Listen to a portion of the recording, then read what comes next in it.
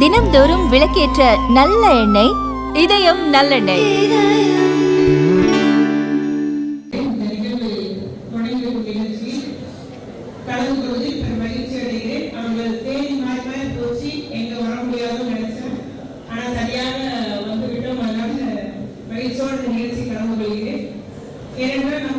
இந்த காலத்தில் இளைஞர் சமுதாயம் எதை நோக்கி பயணிக்கிறது என்பதை யோசித்து பார்க்க வேண்டியிருக்கிறது. பெட்ரோல் ஒரு 15 ரூபா நினைக்கிறேன். நல்லா தமிழ் தாய்வாழ்த்து பாடினீங்களா இல்லையா? என்ன பாடினீங்க? அதான் உங்களுக்கு சொல்ல முடியுமா? என்ன பாடினீங்க? நான் கேட்டுக்கிட்டேன், நீங்க சொல்லுங்க. ஏ ஏ மட்டும் பாடி கரெக்டா? தமிழருக்கு உண்மையா இல்லையா? சொல்லுங்க, யார் பாடினீங்க? ஒரு கை உண்மையில எல்லாம் கோரஸா பாடிய தப்பு இல்லை. அது வயசுக்கு போலான்னு சொல்லுவோம். நான் தப்புனே சொல்ல மாட்டேன். இந்த வயசுல தம்பி மகள் இப்படிதான் இருக்காங்க. உண்மையா இல்லையா? ஆமா, அப்படிதான் இருக்கீங்க. ஒன்னும் பிரச்சனை இல்லை. 2 வயசு அனலசன் ஏஜ். 2 நாள் நான் தான் கரெக்ட் அப்படின்னு தோணும். அம்மா அப்பா கூட அவங்க யாரு, அம்மாவுக்கு என்ன படிச்சிருக்காங்க, என்ன தெரியும், ஐ நோ எவ்ரிதிங் அப்படின்ற மாதிரி நினைக்கிற ஒரு வயசுதான் 2 வயசு. அதனால நீங்க செஞ்ச தப்பு இல்லை. ஆனா அது கொஞ்சம் குறை இருக்குது. நம்முடைய நாட்டை மதிக்கக்கூடிய சாங் இல்லம்மா. சினிமா சாங்ல பாடுறது கூட பரவாயில்ல. தமிழ்தாய் வாழ்த்து, தமிழ்நாட்டினுடைய ஒரு வாழ்த்தை நம்ம பாடுறது கொஞ்சம் மரியாதை கட்டாயம் கொடுத்தாங்க. சரிங்களா? இனி அப்படி பண்ண வேண்டாம். சரியாமா? பதில் இல்ல? நல்ல பசங்கப்பா. அதனால நம்ம அதனாலதான் இந்த வயசுல நம்ம தங்கைமார்கள பேச வேண்டிய நோக்கமே இதுதான். 2 வயசு அடலசன் வயசுன்றது நமக்கு ஹார்மோனல் சேஞ்சஸ் பாடியில நடக்கிற வயசு இது. அதனால எல்லாமே நீங்க முடிவெடுக்கிறது தான் சரி அப்படின்னு நம்ம மனசு தோணும். நாங்களாம் அந்த வயசை கடந்து வந்தோம். நானா இருந்தாலும், எஸ்பியா இருந்தாலும், ஏஎஸ்பியா இருந்தாலும், ரவிச்சந்திரன் எல்லாருமே அந்த வயசை கடந்து வந்தவங்க. அந்த வயசுல நம்ம பாவம் மாறிவிடக்கூடாது. மிக கவனமாக இருக்கணும். மிக கவனம் சொல்றது உங்களுடைய பெற்றோர்களாக இருப்பாங்க, ஆசிரியர் பெருமக்களா இருப்பாங்க. அவங்க எல்லாம் கண்டா உங்களுக்கு பிடிக்காது, உண்மையிலே பிடிக்காது. உங்களுக்கு வேலை இல்லை அப்படின்னு தோணும். ஆனா கொஞ்சம் அதை நீங்க கவனிச்சுக்கிட்டீங்கன்னா நிச்சயமா நம்முடைய பாதைன்றது மிக நல்ல பாதையாக அமையும் அப்படின்றத இங்க குறிக்கோள் விரும்புகிறோம். குறிப்பாக இப்ப நிறைய சமூக விரோதிகள் தான் நான் சொல்லுவேன். சமூக விரோதிகள் இளைஞர் சமுதாயத்தை, உங்களோட இளையவர்கள் அந்த சிறார்களை கூட பாத்தீங்கன்னா அவங்க கையில் எடுத்துதான் நம்முடைய இந்த போதைப் பொருள் நிற்பதா இருக்கட்டும், அவனை அடிமைப்படுறதா இருக்கட்டும், அவனுடைய கஸ்டமரை பெருக்கிறதுலாம் யாரும் கையில் எடுக்காங்க? சின்ன பசங்க, விவரம் தெரியாத பசங்க. பாவம், அவங்க இன்னும் நிறைய பேரு ஜெயில இருக்காங்க.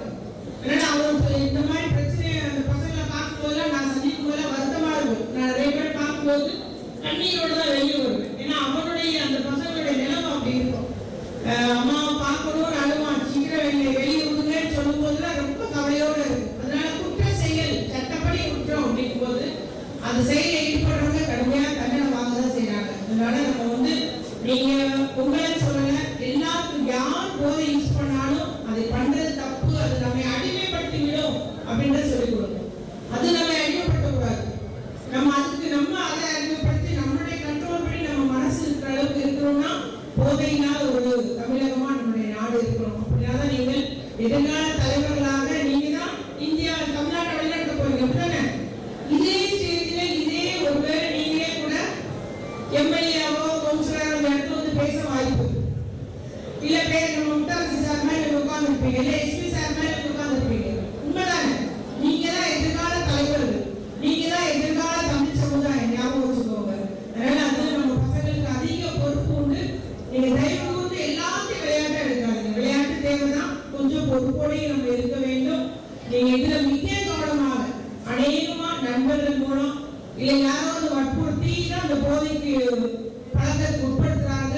யாரா இருந்தாலும் நோனா நோதான் அப்படின்ற மாதிரி இருந்துக்கோங்க. உங்களுடைய நல்ல ஒரு மூளை வளர்ச்சிக்கும் அந்த புத்திசாலித்தனமான ஒரு நல்ல முடிவெடுத்து நல்ல எதிர்காலத்தை அமைத்துக் கொள்ளுதல். நீங்க பெட்டிகளே வச்சாலும் சரி, கை நிறைய சம்பாதிக்க முடியும். இல்ல பெரிய இண்டஸ்ட்ரி வச்சு நான் வேலை கொடுப்பேன்னு சொல்லலாம். இல்லைன்னா நான் எங்கேயாவது கம்பெனில வேலை செய்வேன்னு நினைக்கலாம். இல்ல நான் பெரிய கம்ப்யூட்டர் நிறுவனம், பெரிய ஒரு சொல்யூஷனுக்கு கம்பெனி வைக்க போறேன்னு சொல்லலாம். எதுல இருந்தாலும் நீங்க வாழ்க்கையை வெற்றி பெறணும்னா இது நமக்கு தேவையில்லை. ஒதுக்க வேண்டிய ஒண்ணுதான் போதை என்பதை மட்டும் நான் இங்கு உங்களுடைய மனசுல உறுதி எடுத்துக்கணும். ஒரு நாள் அந்த உறுதியை விட்டு மீறக்கூடாது. நிச்சயமாக உங்களுக்கு நல்ல எதிர்காலம் அமையும். நம்முடைய தூத்துக்குடி நல்லா தூத்துக்குடியா இருக்கும், தமிழ்நாடு நல்ல தூத்துக்குடியா இருக்கணும், நல்ல எதிர்கால தலைவர்கள் சமுதாயத்துக்கு கிடைக்கணும்னா நிச்சயமா நாம் இந்த அறவே ஒதுக்கப்பட வேண்டியது. இதை நீங்க எல்லாத்துக்கும் இந்த செய்தியை எடுத்து செல்லுங்க. உங்களுடைய உறவினர், நண்பர், உங்களோட பிற கான்டாக்ட்ல படிக்கிறவங்க எல்லாத்துக்கும் இந்த செய்தியை தயவு செய்து பரப்பிட வேண்டும், எடுத்து செல்ல வேண்டும் என்பதுதான் இந்த நோக்கத்தோடு இந்த ஒரு நிகழ்ச்சி. அதுபோல யாராவது போதைப்பொருள் விற்கிறாங்கன்னு தெரிஞ்சாலும் நீங்க தகவல் கொடுங்க. உங்களுடைய ரகசியம் காக்கப்படும். அதுக்கு உறுதி நம்ம எஸ்பி சார் தான் சொல்லணும். நிச்சயமாக ரகசியம் காக்கப்படும். நீங்க உதவியின் மூலம் நீங்க அந்த தகவல் சொன்னா மட்டும் போதும். நம்ம ஓப்பனாக ஒன்றும் செய்ய வேண்டாம். சொல்லிட்டு நீங்க பாடி இருக்கிறதெல்லாம் அதை யாருக்குமே தெரியப்படுத்தாம நம்ம அரசு, தமிழ்நாடு அரசு நடவடிக்கை எடுத்து வருகிறது என்பதை நம்முடைய தமிழ்நாடுக்கும் கூறிக்கொண்டு, நிச்சயமாக உங்களுடைய ஒத்துழைப்போடு தான் இந்த போதைப் பொருள் நடமாட்டமோ இல்ல போதைப் பொருள் அந்த கெடுதலை நாம் ஒழிக்கிற முடியும். ஆகவே அத்துணை பேரும் நீங்கள் ஒத்துழைப்பு தர வேண்டும் என்று மட்டும் நான் கேட்டுக்கொண்டு, நம்முடைய தமிழ்நாடு அத்துணை பேரும் நான் சொன்னதை மனசுல வச்சுக்கோங்க. எங்க எனர்ஜி கேஜி கல்லச்சுனாலும் கரைஞ்சிரும் இல்லையா? பசியே எடுக்காது, கண் துஞ்சாது, இமை கொட்டாது வேலை செய்யறவங்க தம்பிமார்கள். ஆகவே உங்களுடைய எனர்ஜியையும் நம்முடைய அறிவையும் வீணாக்கி விடாது.